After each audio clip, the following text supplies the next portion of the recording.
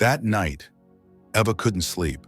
Her body was tired, but her mind kept turning, quietly questioning, quietly craving more. At some point, somewhere between night and morning, sleep finally came. But not peace. She slipped into a dream, strange and vivid. In the dream, Eva stood alone in a bustling market, stalls filled with overflowing baskets of fruit, bolts of fabric, barrels of flour, but no faces, no voices, just color, movement, abundance. In her hand, she held a worn-out coin purse, nearly empty. She wandered through the market, drawn to a golden oven displayed in the center of it all. It gleamed like treasure, new, untouched, perfect. A voice spoke behind her. "It's yours." "Oh," the voice said. "Take it. No one has to know." She turned and saw no one. But in front of her now stood a mirror. In it, she didn't see her reflection. She saw herself in a brand new bakery. She was smiling, handing a loaf of bread to a customer. The walls were bright, the shelves were full. But then, the mirror cracked, the shelves emptied. The bread in her hands turned to ash.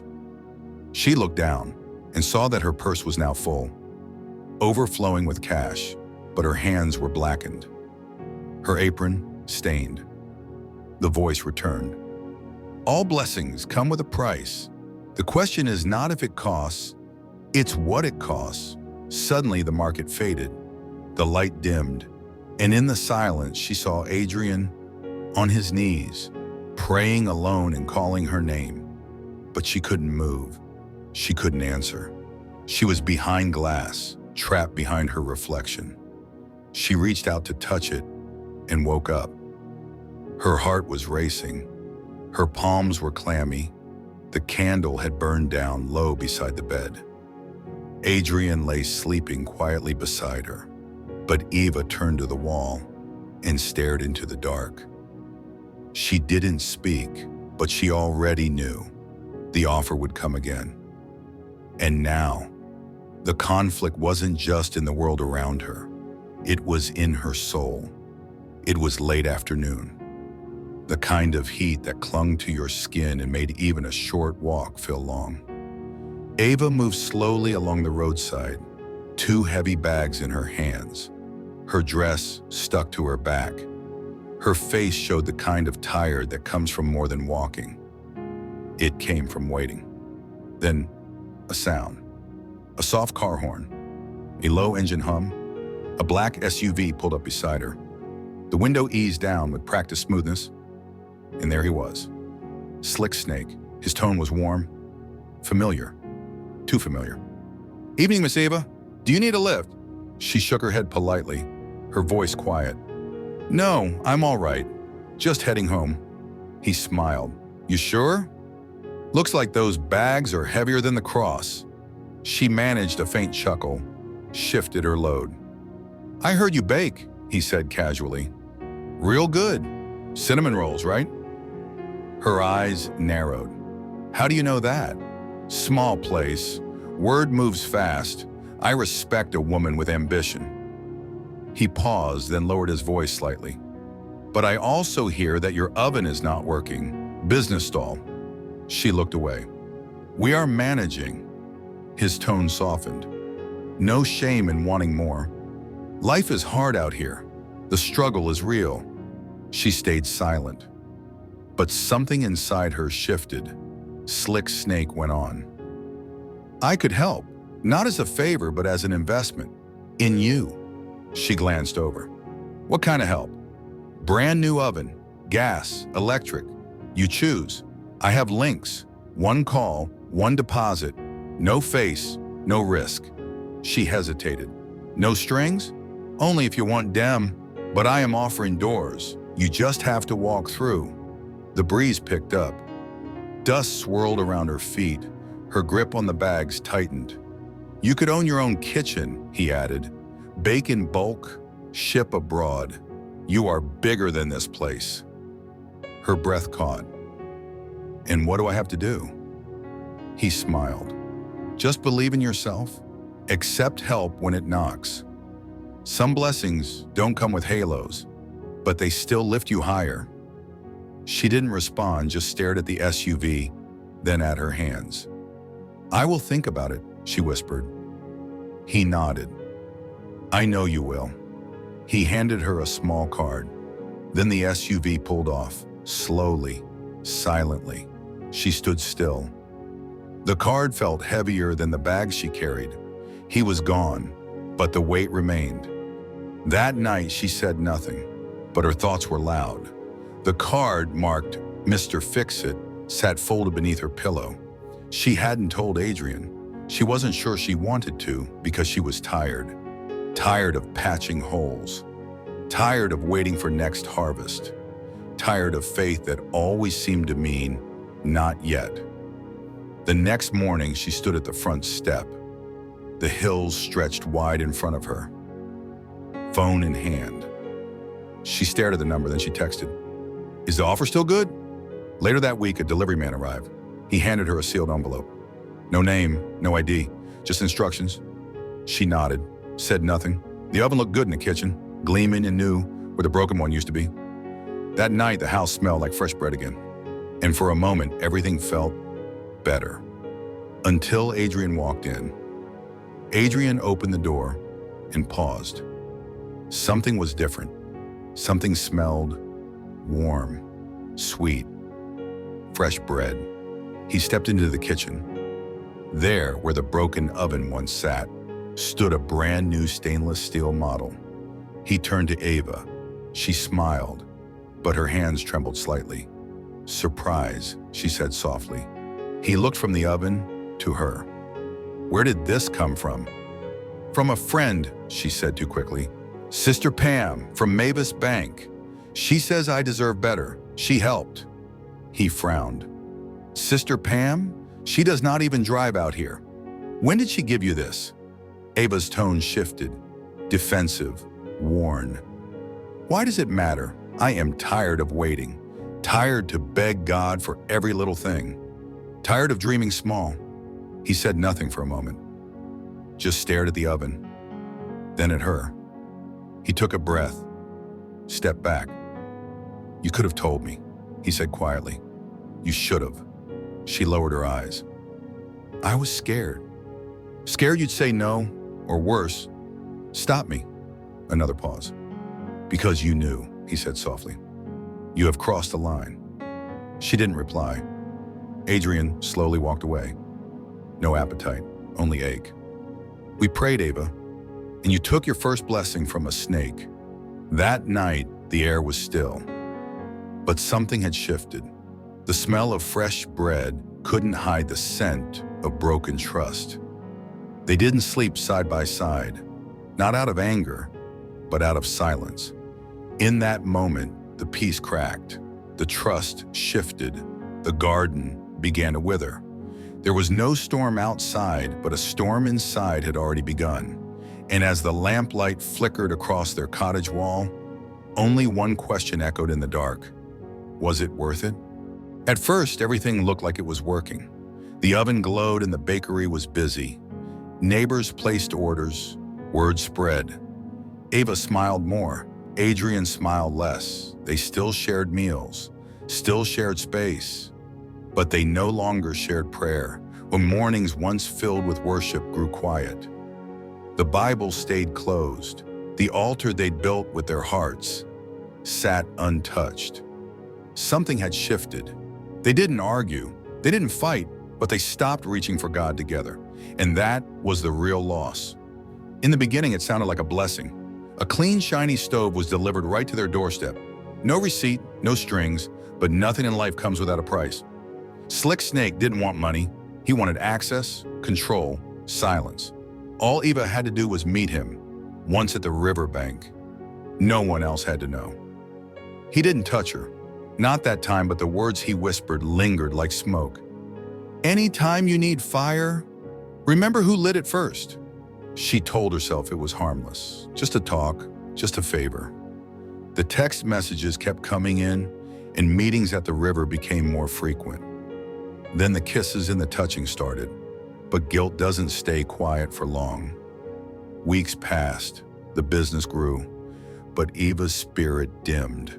She kept her phone close, deleting messages before Adrian could ask. Smiling with her lips, but not her heart. Then it started to fall apart. The oven sparked once, then again, then it stopped working altogether. Customers disappeared like morning mist. Money slowed to a drip, then stopped. Eva reached out to Slick Snake.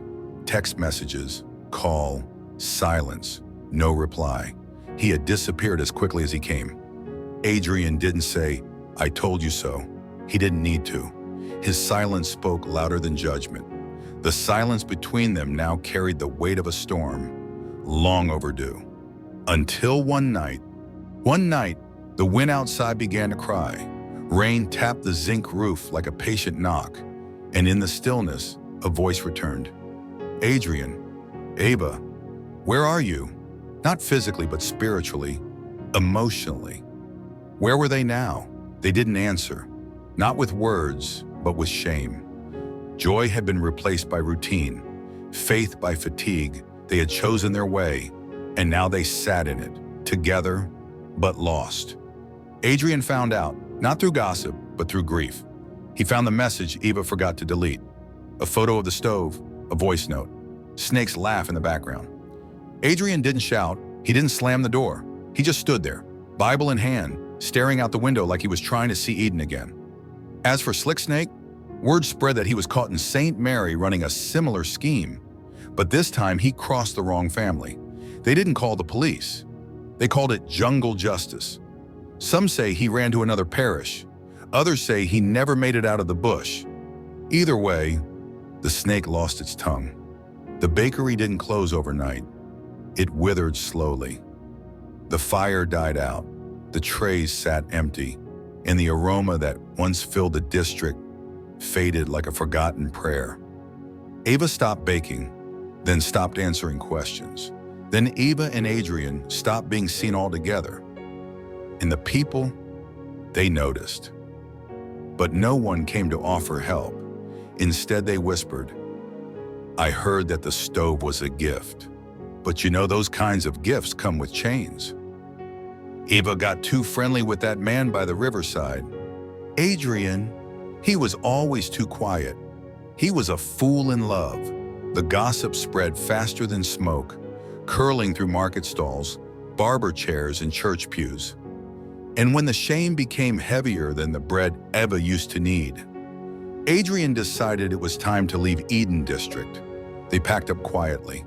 No fanfare, no farewell, just silence. They sold what little they had, furniture, flour bins, a broken oven, and left Eden District behind. Not in anger, not in public disgrace, but in quiet understanding. The season had ended. They moved into a small board house on the edge of another town to start over. The yard was bare, the soil was dry, but the air was still, and for the first time in months, they could breathe. Adrian tilled the earth with his bare hands, relearning the rhythm of sweat and seed. Ava stayed mostly inside, holding the child who came not long after the fall. She barely spoke. She prayed in sighs, in silence, in songs that only heaven heard. There were no more gifts, no more shortcuts, only grace, slowly returning, like rain after a long drought. One morning, before the sun had fully risen, the light touched their doorstep again. Before the cock crowed, before the baby stirred, before the heat of the day pressed its weight upon the land. Adrian was already outside, hands caked with red dirt, back bent to the earth. He wasn't building anything now. He was planting, seed by seed, row by row, quietly, faithfully. Inside, Ava rocked the child in a rhythm older than sorrow. She hadn't sung in months, but that morning, a hymn escaped her lips, fragile, like a whisper through cracked windows. Draw me nearer, you, nearer, blessed Lord, to the cross where thou hast died. Draw me nearer, nearer, blessed Lord, to thy precious bleed inside. And then in the stillness between one breath and the next, it came. Not a rebuke, not a warning, not even a question. Just a voice, familiar, unchanging, holy. It was the voice of God. You are still mine. I never left. Come back. They didn't fall to the ground. They didn't scream or cry out. They just stopped. Adrian let the hoe fall from his hand. Ava looked up, tears brimming, but not yet falling. And in that moment, without ceremony or spectacle, they reached across time, trauma, and shame, and touched God again. They met in the doorway, mud on his hands, milk on her shoulder, and held each other. Not because they were strong, but because they were broken. Together. Thank you, they whispered. They had fallen, but grace had followed them and found them. They didn't return to what they lost. They returned to what they needed. Just a simple home, the sound of wind in the trees, and the gift of beginning again. From beneath the ruins, they had lost much. More than money, they lost their reputation. They lost confidence. They lost themselves for a moment. But not everything was gone. They still had breath. They still had each other touch. They still had the God who never stopped watching, even when they stopped listening. Ava no longer baked for applause. Now she stirred porridge over firewood, humming softly while the baby cooed in her lap. Adrian didn't hammer nails anymore. He planted seed and pulled weeds, sometimes with tears in his eyes and dirt in his beard. There were days they barely spoke. Shame lingers even after healing begins. But slowly, with each sunrise, something started to grow again. Not pride, not status, but peace. And one day, beneath that guava tree, Ava turned to Adrian and said, "We lost plenty, but maybe we still have what matters." Adrian looked toward the hills, hands rough from the soil, and replied, "God never left us, even when we left him." Because this story was never about ovens, never about fruit, never about failure. It was about choice, about trust, about what happens when we trade God's timing for shortcuts, and what grace looks like when we finally return. They had drifted, but they were not disqualified. They had stumbled, but they were not discarded. To those listening, you may not be kneeling in the dust, but maybe your soul is. Maybe you've walked out of Eden yourself, chased by disappointment, followed by whispers, carrying the weight of choices you can't undo. But here's the truth. Grace doesn't expire. Mercy doesn't give up. And God doesn't throw away stories, he rewrites them. You haven't gone too far. You haven't failed too deeply. You're not too late. Even now he's calling, "You are still mine, come back." Join us next time as we continue to explore the timeless wisdom of Scripture and its relevance to our lives today. Until then, may you find true contentment in the things that matter most. Blessings from Jamaica.